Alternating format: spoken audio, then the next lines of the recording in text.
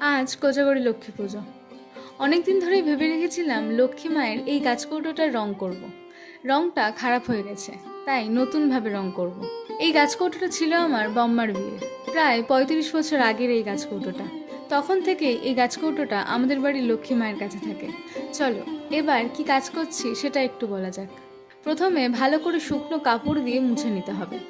তোমরা চাইলে জল দিয়ে ভালো করে পরিষ্কারও করে নিতে পারো।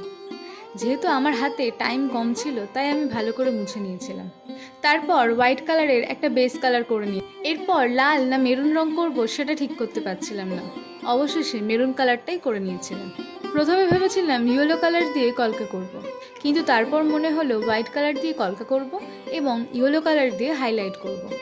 দেখো, তোমাদের সাথে কথা বলতে বলতে কাজটা প্রায় শেষের পথে। এই গাছকৌটোটা আমি এই প্রথমবার বানালাম। এর আগে কোনো দিন কোনো গাছকৌটোতে কলকা করিনি। আমি তো এই কাজটা দেখে চোখই ফেরাতে পারছি না। এবার তোমরা এই ফাইনাল লুকটা দেখে বলো কেমন হয়েছে। ভালো লাগলে ভিডিওটা শেয়ার করো, যাতে এই কাজটা অনেকের কাছে পৌঁছে যায়। তাহলে আজকের মতো টাটা, সবাই খুব ভালো থেকো।